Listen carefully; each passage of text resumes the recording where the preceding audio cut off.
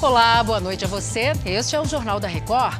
Com a presença do presidente Bolsonaro, o Congresso promulga a PEC dos benefícios. Rio de Janeiro começa a vacinar crianças de 3 e 4 anos contra a Covid a partir desta sexta-feira. E os gols da noite pela Copa do Brasil. Duas equipes avançam para as quartas de final da competição. O Jornal da Record já está no ar.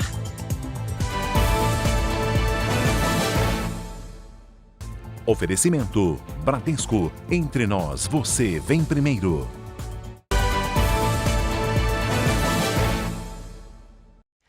O Congresso Nacional promulgou a emenda constitucional que autoriza um estado de emergência no país. A medida é uma forma de permitir ao governo a criação de uma série de benefícios em ano eleitoral. O Alessandro Saturno traz os detalhes para a gente direto de Brasília. Oi, Alessandro, boa noite para você. E o presidente Bolsonaro participou da sessão, né?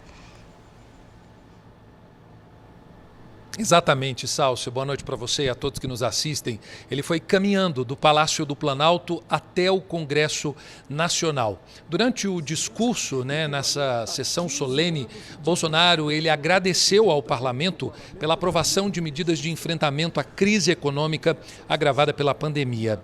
A emenda constitucional ela foi aprovada pelo Senado em junho e pela Câmara dos Deputados nesta semana. O texto ele aumenta até dezembro o Auxílio Brasil de 400 para R$ 600, dobra o Vale Gás e cria o auxílios para caminhoneiros e taxistas. O valor total aprovado é de 41 bilhões de reais, fora do teto de gastos. Além do presidente Bolsonaro e dos parlamentares, também participaram os presidentes da Câmara, Arthur Lira, e do Senado, Rodrigo Pacheco. Salce. Cumprimos assim, senhoras deputadas, senhores deputados, senhoras senadoras, senhores senadores, uma importante tarefa para proteger a população brasileira dos penosos efeitos sociais e econômicos que ensejam a declaração do atual estado de emergência. É um governo que, juntamente com o parlamento brasileiro, teve um olhar todo especial para esses mais vulneráveis. É o governo trabalhando, tendo o respaldo do parlamento brasileiro para nós juntos buscarmos alternativas, soluções para a nossa população. Temos a certeza de que nesse conjunto de medidas provocará um impacto muito positivo na redução da pobreza do nosso país, minimizando seus efeitos tão deletérios para o nosso povo. E a consultoria de orçamento da Câmara elaborou um estudo técnico que aponta que a PEC dos benefícios é desproporcional, excessiva e afeta a igualdade eleitoral. O documento aponta que um dos principais problemas é a falta de uma fonte de recursos para bancar os gastos de 41 bilhões de reais. E olha, o governo mudou a data final para que as pessoas façam recadastramento do CadÚnico e continuem a receber os benefícios sociais. 8 milhões de famílias estão nesta situação. O prazo original terminaria nesta sexta-feira. Então agora, olha só, todos terão mais 90 dias para se organizar e podem fazer isso até o dia 14 de outubro. E existem duas maneiras de fazer o agendamento. A primeira é pelo aplicativo do celular, do CadÚnico, para os celulares. E a segunda é pelo site cadunico.dataprev.gov.br. E atenção, não se deve ir à fila sem fazer este agendamento, viu? A Prefeitura de São Paulo já definiu o que vai fazer com o prédio que pegou fogo ali na região da 25 de março. E a Caterina Chute conta pra gente o que vai acontecer. Oi, Caterina, boa noite. Oi, Salcio, boa noite a você e a todos que nos assistem. Olha, o prédio que começou a pegar fogo no domingo e que só ficou livre das chamas ontem vai ser demolido. A operação deve começar no sábado. Uma implosão foi descartada porque aumentaria o risco de desabamento das construções vizinhas. 120 pessoas trabalhavam no prédio, mas ninguém ficou ferido porque estava vazio no domingo. Por aqui, Salce, cerca de 400 lojas seguem fechadas, a maioria delas na rua onde o incêndio aconteceu. Neste momento, viaturas da Guarda Civil guardam o local. Eu volto com você, Salce. Obrigada, Caterina, pelas informações. Nos destaques internacionais, 3 crianças morreram após um deslizamento de terra atingir uma escola no noroeste da Colômbia. Imagens que circulam nas redes sociais mostram moradores usando pás para tentar encontrar os sobreviventes. Segundo autoridades, mais de 100 pessoas trabalham nas buscas. Uma professora e outras 18 crianças foram resgatadas com vida dos escombros e a cidade de Andes foi alvo de intensas chuvas nos últimos dias. Olha, na China, médicos da cidade de Xangai realizaram um transplante de fígado em um recém-nascido de apenas 58 dias. Para realizar a cirurgia, a equipe médica usou parte do fígado da mãe.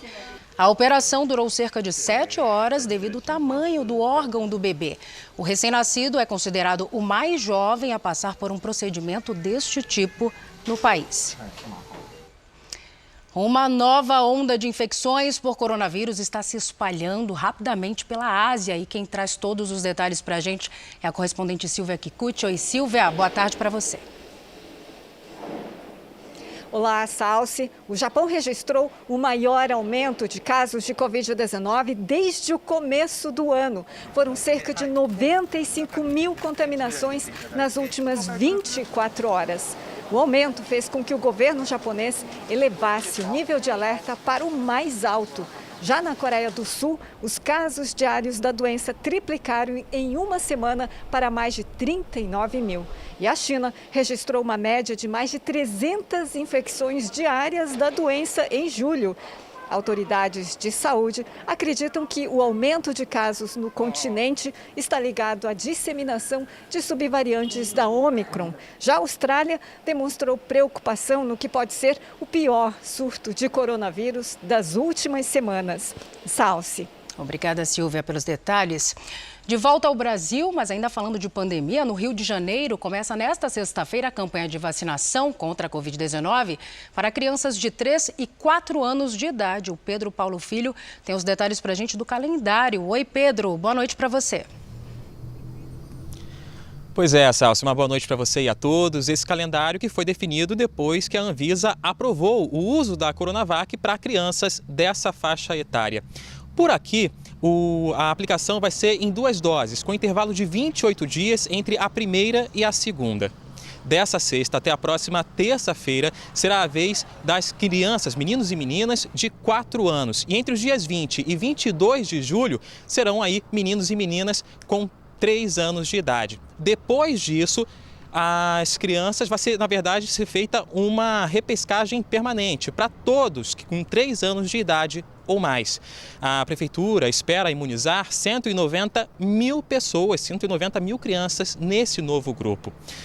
As mais velhas já tinham sido contempladas com a campanha aqui na capital fluminense. Mas, segundo a Secretaria de Saúde, 110 mil pessoas de 5 a 11 anos ainda não compareceram aos postos para receber a vacina por aqui, Salsi. Obrigada, Pedro, pelas informações.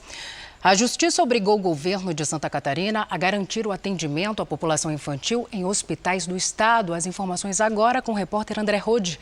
Oi, André, boa noite. Boa noite, Salsi. A ordem judicial obriga o governo a atender todos os pedidos de leitos de UTI neonatal e pediátrica.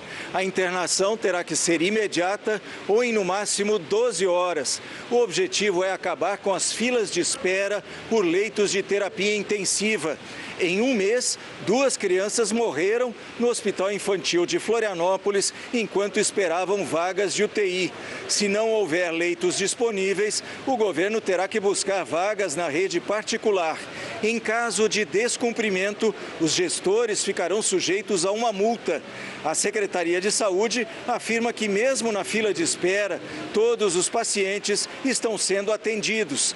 Destaca ainda que 60 novos leitos foram criados desde maio e outros 39 serão implantados nas próximas semanas. Mas, segundo o Ministério Público, as ações adotadas até agora não foram suficientes para acabar com a crise na saúde. Voltamos com você, Salsi. Obrigada, André. Boa noite para você. O Congresso derrubou o veto presidencial que trata da compensação por perdas com ICMS para os estados, que agora vão ter desconto de parcelas de dívidas refinanciadas pela União. O Alessandro Saturno está de volta e vai explicar melhor isso para a gente. Alessandro. Salso, é o seguinte, com o veto do presidente Jair Bolsonaro, há cerca de 20 dias, não haveria a compensação aos estados pela perda na arrecadação por conta desse limite que foi estabelecido para a cobrança do ICMS. Aí, dessa forma, os deputados decidiram derrubar esse veto. A lei ela estabelece um teto de 18% para a cobrança do ICMS sobre combustíveis, energia elétrica, comunicações e transporte coletivo. Quando vetou o trecho da lei, o presidente Jair Bolsonaro alegou que a medida era desnecessária, uma vez que nos últimos 2 anos foi observada a melhora significativa na situação fiscal dos estados e municípios. Agora, lembrando, Salso, que esse veto ele foi derrubado graças aí a um acordo feito entre o governo e líderes partidários. Salso. Obrigada, Alessandro. Até já. O Ministério Público do Rio de Janeiro denunciou 2 policiais militares pela morte da modelo Kathleen Romeu. De acordo com as investigações, Kathleen foi baleada por um erro. Os PMs faziam um patrulhamento numa localidade do Complexo do Lins, na zona norte da cidade. Mesmo sem ser atacados, dispararam contra um grupo de pessoas que estariam vendendo drogas. A modelo de 24 anos ia visitar a avó e foi atingida. Kathleen estava grávida de 4 meses. Em dezembro do ano passado, os 2 policiais e mais 3 colegas que estavam na ação já tinham virado réus na auditoria da Justiça Militar por falso testemunho e fraude processual. A polícia do Rio de Janeiro investiga 30 possíveis casos envolvendo o anestesista Giovanni Quintela. São mulheres que podem ter sofrido algum tipo de abuso. A lista com os nomes das pacientes já está com a polícia. Os prontuários médicos vão ser analisados para saber se houve excesso de sedação. A paciente do vídeo que revela o abuso cometido por Giovanni Quintela Bezerra soube do crime. Ela tomou o coquetel anti-HIV para evitar uma possível contaminação. Por telefone, conversou com a delegada. Perguntei como estava o filho. Ela chorou, se emocionou, disse que está muito abalada psicologicamente, claro, mas colocou à disposição, o filho está bem. O governador do Rio de Janeiro, Cláudio Castro, visitou o hospital onde o crime aconteceu. Ele conversou com a equipe de enfermagem que gravou o abuso e disse que novas medidas estão sendo estudadas para garantir a segurança das pacientes. Parabenizei os profissionais pela atitude que eles tiveram, atitude corajosa, atitude destemida, e também coloquei o Estado à disposição deles. A vítima também vai ter todo o tratamento psicológico. Ela escolheu a própria unidade para fazer o tratamento aqui. Uma das 2 mulheres que fizeram cesárea no mesmo dia da prisão do médico compareceu à delegacia. Ele aplicou uma dosagem muito forte nela. E aí ele falou assim, olha, você está sentindo as suas pernas? Ela não. Teve um momento que ele ficou sozinho com ela, não tinha mais ninguém, e ela começou a balançar. A parte de baixo ela via balançar, mas não sentia nada. E aí ela falou com ele assim, olha, ele disse, mas você está sentindo uma coisa? Eu falei, não estou sentindo mais nada. Aí ela apagou. A dona do celular que registrou o abuso também esteve por lá para pegar o aparelho. Giovanni continua preso em uma cela isolada de Bangu 8. A defesa dele ainda não foi constituída. Giovanni morava de frente para a praia, neste prédio, aqui na Barra da Tijuca. De acordo com os vizinhos, ele mantinha uma rotina discreta. Pela manhã, descia para ir à academia e não costumava conversar com ninguém. Assim que soube do crime, o proprietário pediu para que Giovanni deixasse o apartamento. É toda uma circunstância realmente de posição dentro de um hospital, posição social. É isso, ele contava que não fosse ser pego. E agora o futebol. Na Copa do Brasil foram definidos os últimos classificados para as quartas de final. No Clássico Paulista, o São Paulo perdeu a partida, mas garantiu nos pênaltis a vaga na próxima fase. O tricolor paulista havia vencido o primeiro jogo por 1-0. Vantagem que o Palmeiras destruiu com 12 minutos de jogo, graças aos gols de Piquerez e Rafael Veiga. No segundo tempo, Dudu chutou, a bola bateu no braço do jogador do São Paulo e depois de consultar o VAR, o árbitro marcou o pênalti. Veiga, que é um dos melhores cobradores do país, chutou por cima do gol. Logo depois, Caleri foi derrubado na área. Pênalti que Luciano não perdeu. Com o placar agregado em 2-2, a definição saiu nas penalidades. E o goleiro do São Paulo brilhou, pegando 2 cobranças, uma delas do próprio Rafael Veiga. Igor Vinícius foi o encarregado de bater o último pênalti que colocou o São Paulo nas quartas de final.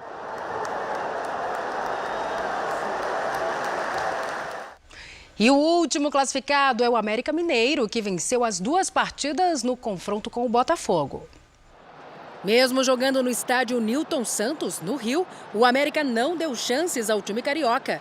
E depois de uma bela jogada, Felipe Azevedo abriu o placar. No segundo tempo, Pedrinho chutou de fora da área e garantiu a classificação. Botafogo 0, América 2. Com as eliminações de Atlético e Cruzeiro, o América é o único time mineiro nas quartas de final. Agora voltamos a Brasília porque o Banco Central divulgou dados que apontam a prévia do PIB, o Produto Interno Bruto. Segundo o BC, houve uma queda no mês de maio. O Alessandro Saturno tem os detalhes. Alessandro. Salsi, o relatório do Banco Central mostra aí uma retração de 0,11% na atividade econômica brasileira, fazendo um comparativo entre maio e abril. É o segundo mês seguido de queda no índice da atividade econômica, que é considerado aí uma prévia do PIB. Em abril, o IBCBR já havia apresentado um recuo de 0,44% na comparação com março. No acumulado dos últimos 12 meses, o índice ele acumula uma alta de 2,66%. Segundo o Banco Central, Salsi, a elevação dessa taxa de juros é uma tentativa de controlar a inflação, o que deve desacelerar a atividade econômica no segundo semestre. A inflação continua subindo, tanto na Europa quanto nos Estados Unidos. Ontem saiu o índice de preço ao consumidor mais alto dos últimos 40 anos, 9,1%. Enquanto a inflação brasileira deve começar a descer. Se é verdade que o momento é de emergência, é um momento difícil, por outro lado, existe uma enorme oportunidade para a economia brasileira. Olha, o primeiro-ministro italiano, Mario Draghi, renunciou após uma crise na base governista. Para a saída ser confirmada, o pedido precisa ser aceito pelo presidente do país, que recusou. A crise política começou quando um partido aliado negou apoio em uma votação importante no Senado. O projeto oferecia ajuda aos italianos afetados pela inflação causada pela pandemia e pela guerra na Ucrânia. Mario Draghi entendeu que, por conta disso, não tem mais capacidade de governar. No sistema parlamentarista, o primeiro-ministro precisa da maioria dos parlamentares para se manter no cargo. Como o presidente não aceitou a renúncia, o destino do primeiro-ministro será definido pelo Congresso. Crise também no Sri Lanka. O presidente renunciou após fugir do país. O anúncio foi feito numa carta enviada ao presidente do parlamento. O chefe de Estado chegou a Singapura depois de fugir para as Maldivas na quarta-feira. De acordo com autoridades do Sri Lanka, ele não recebeu nem solicitou asilo político. E a viagem é tratada como privada. O político deixou o país depois de uma onda de protestos contra a crise econômica. Os manifestantes que haviam tomado a residência oficial do governo já deixaram o local, mas seguem com os atos do lado de fora do prédio. Após a renúncia do presidente, houve comemoração nas ruas do país. A França comemorou nesta quinta-feira os 233 anos da queda da Bastilha. Aviões da Força Aérea Francesa atingiram o céu com as cores da bandeira. O evento ainda contou com um desfile na Champs-Élysées, em Paris. Mais de 6 mil militares e 64 aviões participaram. A data representa o começo da Revolução Francesa, que pôs fim à monarquia. 2 elefantes foram resgatados após caírem em um buraco no Parque Nacional da Tailândia.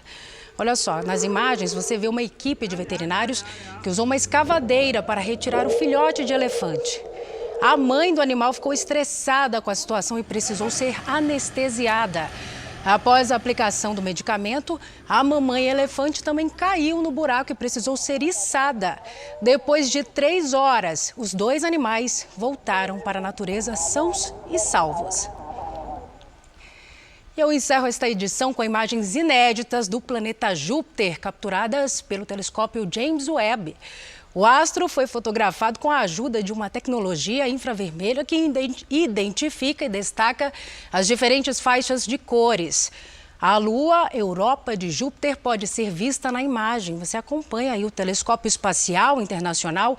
Também registrou uma grande tempestade na foto representada por este ponto branco. De acordo com a NASA, o fenômeno seria capaz de engolir o planeta Terra.